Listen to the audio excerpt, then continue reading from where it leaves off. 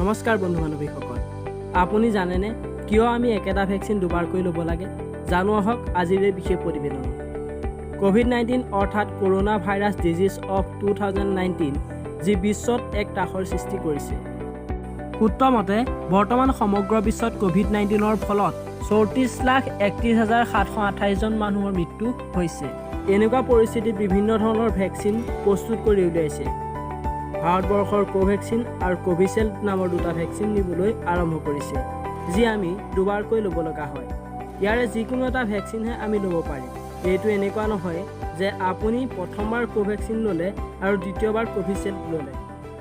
যদি আমি প্ৰথমবাৰ কোভেক্সিন লৈছোঁ তেনেহ'লে দ্বিতীয়বাৰো আমি কোভেক্সিনেই ল'ব লাগিব। এতিয়া জানো আহক কিয় একেটা ভেকচিন দুবাৰকৈ ল'ব লগা হয় বা এই দুবাৰ লোৱা ছিষ্টেমটো কিয় কৰা হয়। এতিয়া আপুনি জানিব লাগিব যে ভেকচিনে আমাৰ বডিত কি কৰে। ভেকচিন যেতিয়া আমি লওঁ ই প্ৰথম পৰ্যায়তে নিজকে প্ৰিপেৰেশ্যন কৰে, অৰ্থাৎ ভেকচিন লোৱাৰ পাছত শৰীৰত এণ্টিবডি এক্টিভ হ'বলৈ লয়।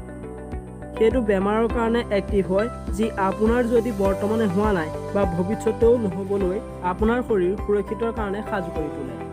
বৈজ্ঞানিক আৰু ডক্তৰসকলে যেতিয়া ভেকচিনৰ টেষ্ট কৰিছিল তেতিয়া এইটো পোৱা গৈছিল যে যেতিয়া প্ৰথম ভেকচিন লোৱা হয় তেতিয়া শৰীৰ দুৰ্বল হ'বলৈ ধৰে বা দুৰ্বল হ'ব পাৰে, আৰু যেতিয়া দ্বিতীয়বাৰ ল'ব তেতিয়া এই ভেকচিনে অধিক শক্তিশালীভাৱে কোভিড-19ৰ লগত যুঁজিবলৈ সাজু থাকে। সেয়ে দ্বিতীয়বাৰ লোৱাটো খুবেই প্ৰয়োজন। ভেকচিন প্ৰথম লোৱা কেইদিনমানৰ পাছতহে দ্বিতীয়বাৰ ল'বলৈ দিয়া হয়, আৰু দ্বিতীয়বাৰ লোৱাৰ পাছত কেইসপ্তাহমানৰ পাছতহে কিন্তু এই ভেকচিনে কাম কৰে।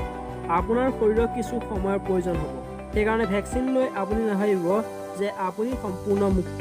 ভেকচিনৰ লগতে সাৱধানতাও বজাই ৰাখিব। বন্ধু বান্ধৱীসকল, আজিৰ এই ভিডিঅ'টো ইমানেই আছিল। আপোনালোকে মাস্ক ব্যৱহাৰ কৰক, যিমান পাৰে সামাজিক দূৰত্ব বজাই ৰাখক। ধন্যবাদ।